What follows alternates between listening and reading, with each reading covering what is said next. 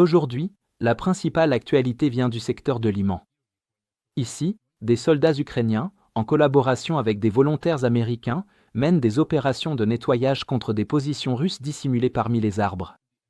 Ce qui pourrait sembler n'être qu'un simple ratissage de la forêt fait en réalité partie d'un effort planifié visant à protéger les accès à Liman avant que les forces russes ne puissent se regrouper et repartir à l'offensive.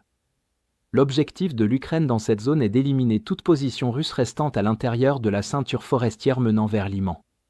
Ce terrain a longtemps permis aux groupes russes d'avancer lentement et prudemment vers la ville, en utilisant la couverture naturelle pour s'infiltrer sans être détectés. La plupart des groupes d'infiltration russes opèrent dans ce terrain boisé, où le sol accidenté et les obstacles naturels permettent à de petites équipes de dissimuler leurs mouvements et de mettre la pression sur les lignes ukrainiennes. Le nettoyage des ceintures forestières oblige les unités russes à rester plus proches de Yampil, où le terrain est bien plus ouvert et exposé. Dans cet environnement, les opérateurs de drones et les équipes d'artillerie ukrainiens peuvent les surveiller beaucoup plus facilement et réagir bien plus rapidement à toute tentative d'avancée. L'Ukraine prévoit d'accomplir cette tâche à l'aide de petits groupes d'assaut bien coordonnés, composés de soldats des forces spéciales, d'équipes de reconnaissance et de volontaires américains qui combattent aux côtés des unités ukrainiennes depuis des mois. Ces équipes s'appuient sur des opérateurs de drones qui les guident à travers la forêt et les aident à localiser les tranchées, abris ou même les soldats russes dissimulés. La Russie bénéficie toujours d'un plus grand nombre de soldats disponibles et l'environnement forestier amplifie cet avantage.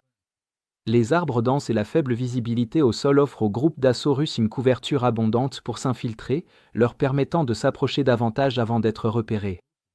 Ce même terrain affaiblit également les signaux des drones FPV, à moins d'utiliser un guidage par fibre optique, et il limite les drones ukrainiens classiques à voler au-dessus de la cime des arbres, avec une visibilité réduite en retour. Cependant, l'Ukraine commence à bénéficier de nouveaux avantages à l'approche de l'hiver, car la chute du feuillage prive la forêt de sa couverture, exposant beaucoup plus les troupes russes. Les drones de reconnaissance repèrent désormais les mouvements plus tôt, fournissant aux commandants des informations plus claires et une meilleure coordination avec les équipes d'assaut. Parallèlement, la visibilité accrue au niveau du sol permet aux snipers de cibler des positions qui étaient auparavant cachées en été.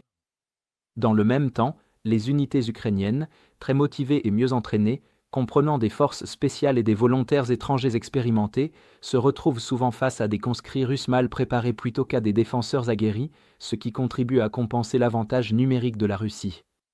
Ces changements sont visibles dans les récentes opérations de nettoyage. Dans la première vidéo, une équipe d'assaut ukrainienne progresse régulièrement à travers la forêt de Liman en s'approchant d'une cachette russe dissimulée. Un volontaire américain aide à nettoyer la position et persuade 4 soldats russes de se rendre. Son usage calme de l'ukrainien, ainsi que le russe de base qu'il a appris, aide à rassurer les soldats capturés et réduit le risque qu'ils paniquent ou résistent après leur reddition. Sur les images, la perte du feuillage est déjà évidente, révélant un terrain bien plus facile à lire et à traverser pour les forces ukrainiennes qu'il ne l'était en été. Dans la deuxième vidéo, près de Yampil, les forces spéciales ukrainiennes détectent un groupe de sabotage russe tentant de traverser la forêt. Elles interceptent l'équipe avant qu'elle ne puisse progresser davantage et éliminent 3 combattants lors de l'engagement. Après avoir sécurisé la zone, elles récupèrent l'équipement ennemi et documentent la scène. Un autre moment de la séquence montre un tir de sniper précis qui illustre comment la meilleure visibilité hivernale permet aux tireurs d'élite ukrainiens d'engager des cibles à plus longue distance. La vue dégagée entre les arbres et la coordination constante avec la surveillance aérienne en direct jouent un rôle important dans cette réussite. Globalement, les opérations de nettoyage autour de Liman indiquent que l'Ukraine stabilise lentement ce secteur forestier. L'Ukraine utilise le changement de saison, la visibilité accrue et le travail d'équipe régulier des groupes d'assaut mixtes pour réduire la capacité de la Russie à s'infiltrer dans la zone. Ces conditions offrent aux forces ukrainiennes une meilleure chance de détecter et d'arrêter les mouvements russes avant qu'ils ne deviennent une menace. Ces actions peuvent sembler modestes, mais elles sont essentielles pour protéger Liman, et le fait que la Russie n'ait pas progressé vers la ville depuis plus d'1 mois montre que les efforts de l'Ukraine permettent de maintenir la stabilité du secteur. Et enfin, nous lançons officiellement notre plus grande promotion du Black Friday avec 60% de réduction. À partir de seulement $3,99, vous aurez accès aux images de combats non censurées que nous utilisons dans chacun de nos rapports, ainsi qu'à toutes les analyses d'événements majeurs qui vont bien au-delà de ce que nous pouvons inclure dans nos courtes vidéos quotidiennes. Troisièmement, vous débloquerez notre outil Timeline Builder, le tout premier système au monde alimenté par l'intelligence artificielle, conçu pour relier les informations en temps réel. Quatrièmement, et c'est le plus important, vous aurez accès à nos outils avancés d'analyse de l'actualité qui vous offriront une vision complète du cycle de l'information, des analyses détaillées du sentiment des récits et des études de tendance pour révéler les thèmes et événements les plus importants.